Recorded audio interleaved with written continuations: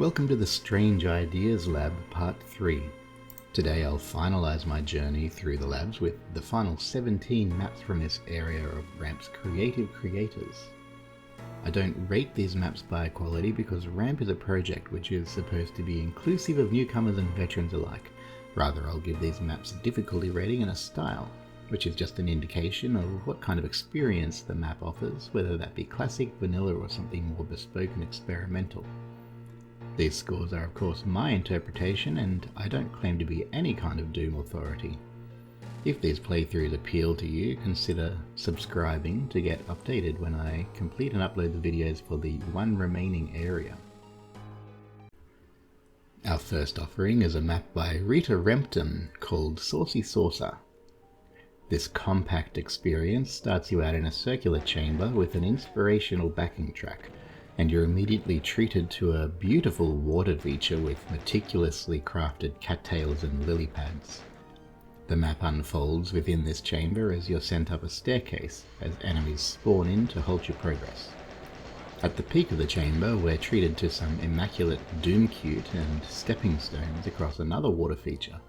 Don't get too distracted though, because you'll soon be pincered between an offering of arachnotrons, cacodemons, revenants and hell knights in a very tight couple of encounters.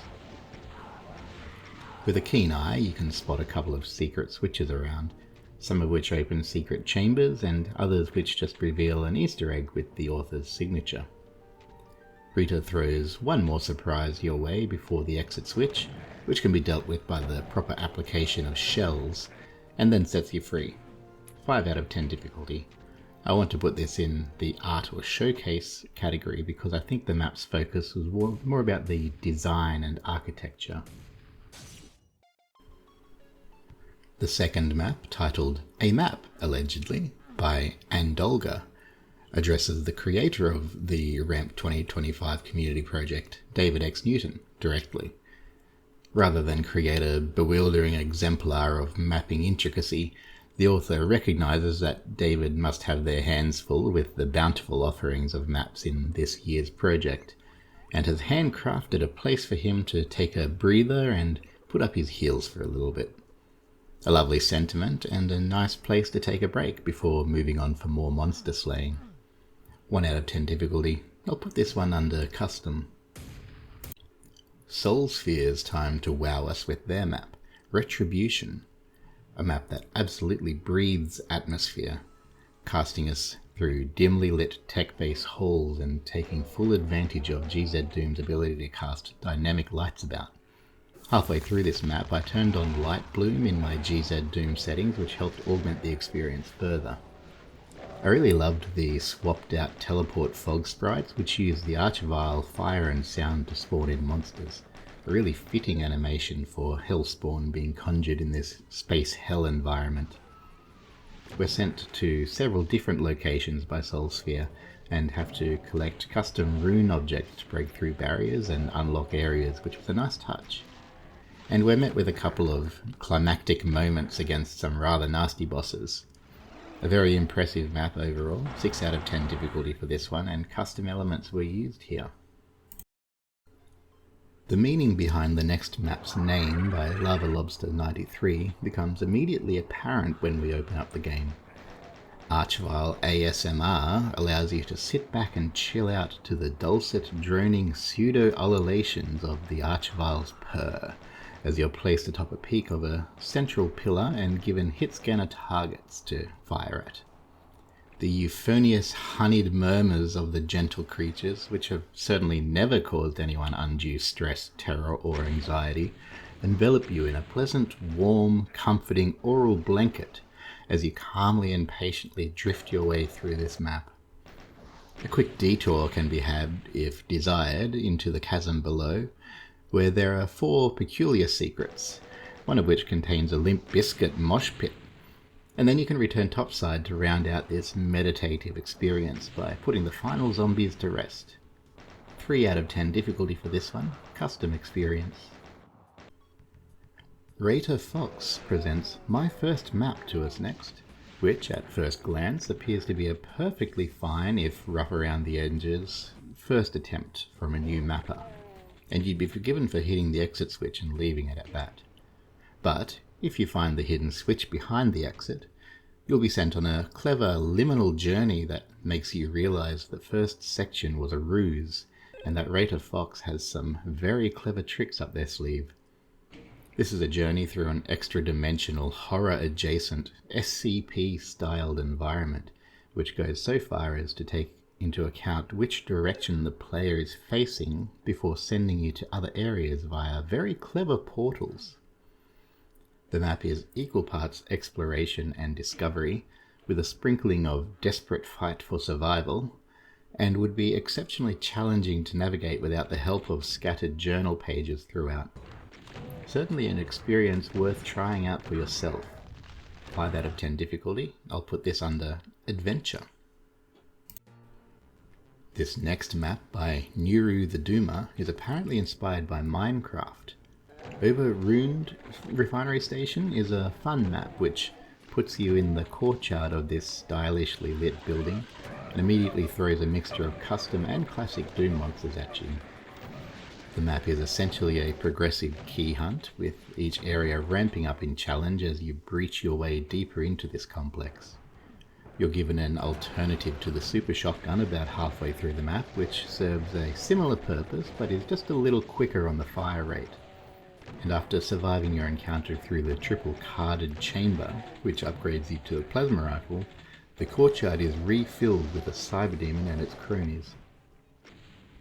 The final room sends an Archvile and a couple of others at you, but by this stage you're well equipped to finish off the stragglers, and then you're given your freedom. 6 out of 10 difficulty for this one, custom experience. One map by Clippy Clippington bends the single map rule for ramp to its limits by offering you a 3-for-1 deal with 3 distinct mini-maps inside this singular level. Each area is relatively small and quickly completed, starting with a blue brick layered water-filled arena and then progressing to a brown rocky building with a trippy light display and a secret BFG. And then it throws you into a hellish lava-filled chamber which amps the difficulty up a few notches with archviles, cyberdemons, and hordes of revenants. Clippy then throws a curveball at you as behind the exit door is a secret 4th map.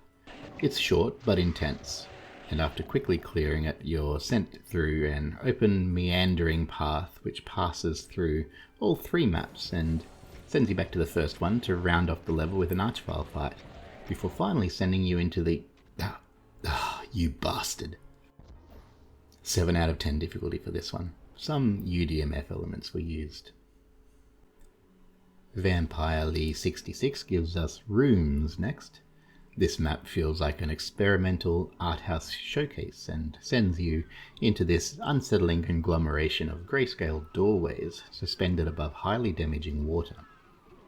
This set of rooms divided by these doorways are largely identical, and this entire thing composes a highly liminal, vaguely unsettling environment. This is a massive map and is largely empty. Hunt through this place enough, however, and you may find an effigy of yourself inside one of the corner rooms. An exit can also be found eventually if you're persistent enough. I navigated through maybe 80% of this map, and these were the only things I could find. Difficulty is 1 out of 10. This felt like a showcase experience.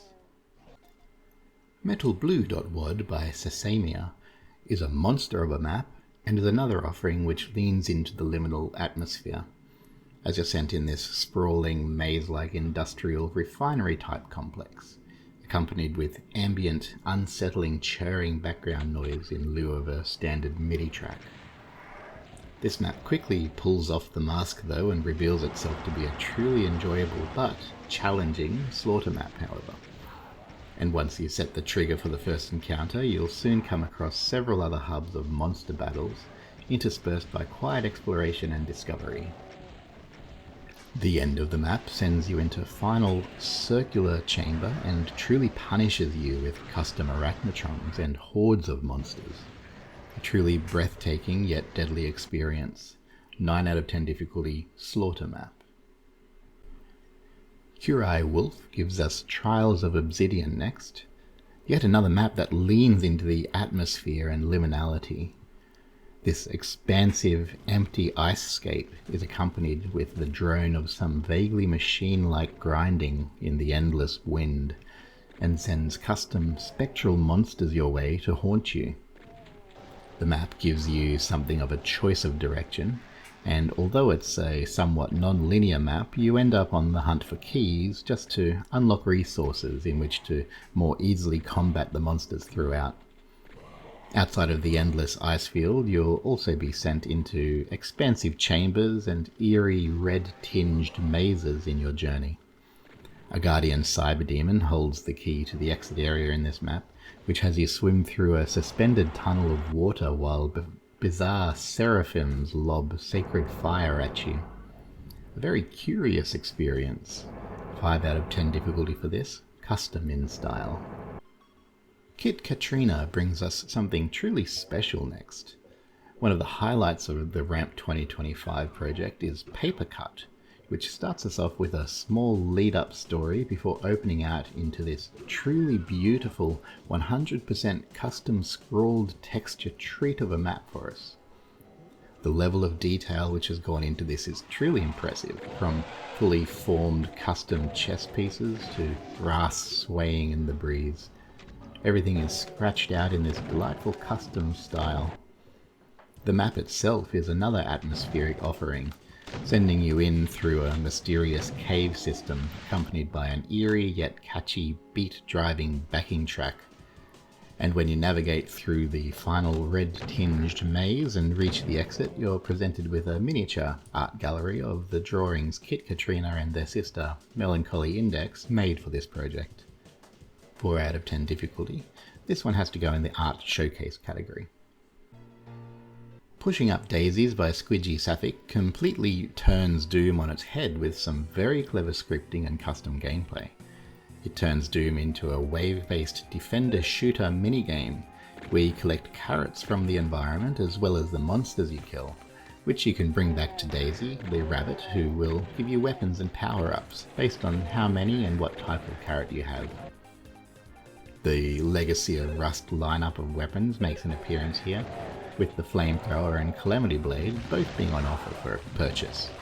And you'll find as you make your way through the game that this is quite a balanced experience.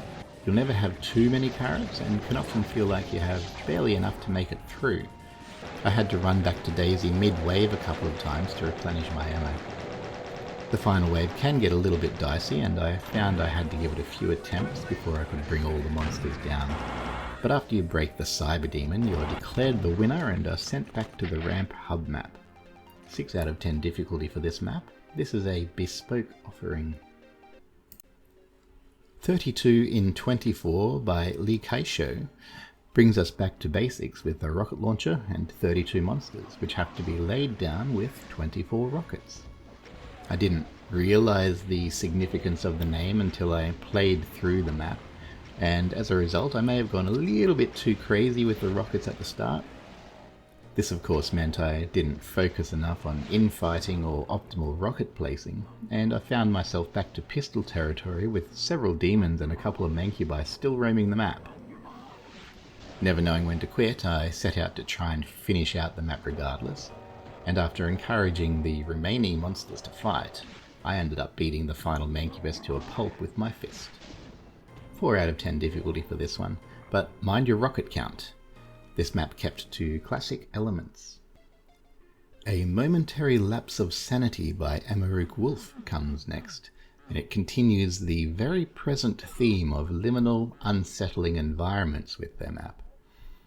This is luckily a theme I very much resonate with, so I'm always happy to see this kind of thing come up.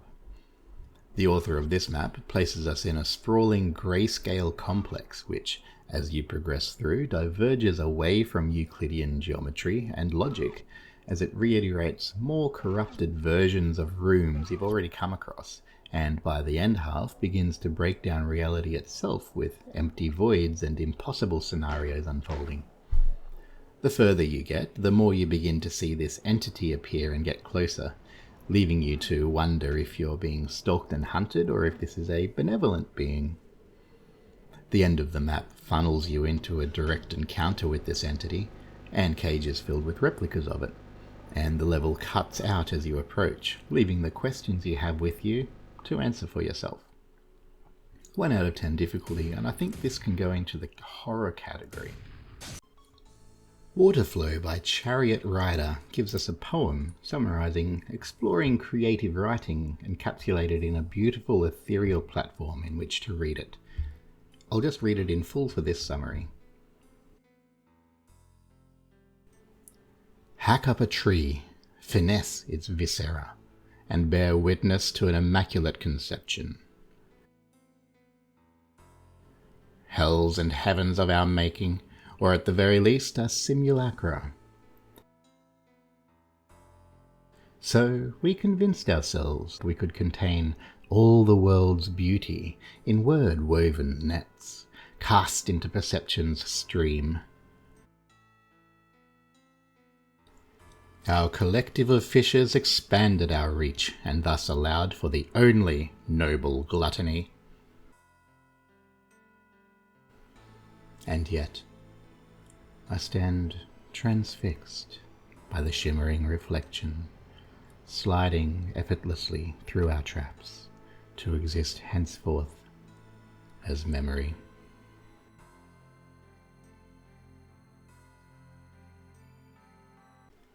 Six Snacks by CTWOAFiveB is the second last map in the Strange Ideas Lab. You'd be forgiven for thinking this is a standard, if well-detailed tech-based map as you push through the first area of this offering, but once you reach the end of this area, you're cast out into a hallway with 6 doorways, each indicating a new mini-experience for you to take part of. You'll find yourself climbing brightly coloured blocks in an idyllic Minecrafty neighbourhood, snatching a red key from a parliament of angry, self-destructive revenants, navigating a lovely museum, partaking in an all-out battle royale, and climbing abstract starry ledges to a spaceship, all before heading down the final hallway to the exit room. This was a fun map, and it felt like a tasting platter of all the various offerings the author might have to give in their other maps. 5 out of 10 difficulty, UDMF in style.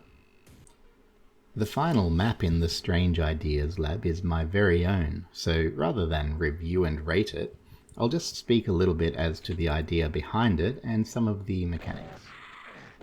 Ephemeral stability is supposed to represent the unstable stability of dreams. While you're dreaming, each environment feels so solid, logical and tangible, and yet retrospectively, or to the waking mind, the things your mind conjured while unconscious are absurd and starkly in contrast with one another. This is what I tried to achieve with the sudden transition of areas from the living Venus open area to the starkly clashing charcoal-style black and white Escher room. These textures from Plurb Text by Plurb, by the way, to the final expansive horror-driven final scene with that horrific Fire Naga boss. The map is supposed to feel at odds with itself, permanent yet transitive, stable yet ephemeral. The second goal of the map was just to showcase the things I've learned so far in my 4-ish months of mapping. Most of the ACS work and concepts and the end boss are all things I've created for previous works, displayed into a single map. Of course, it also had to fit in the 10 minutes of playtime, so I couldn't display everything. Anyway, I'm pretty happy with the outcome, and hopefully others enjoy the experience too. And that's all for the Strange Ideas Lab. I hope you enjoyed your stay and leave just a little bit less sane than when you arrived. If you've stumbled onto this video and are interested in playing these maps for yourself, I fully encourage you to download RAMP2025 and see what some of the community has put together. Alternatively, you can check out my other videos covering the other ramp maps, with more to come out in the coming week or two. Thanks for watching.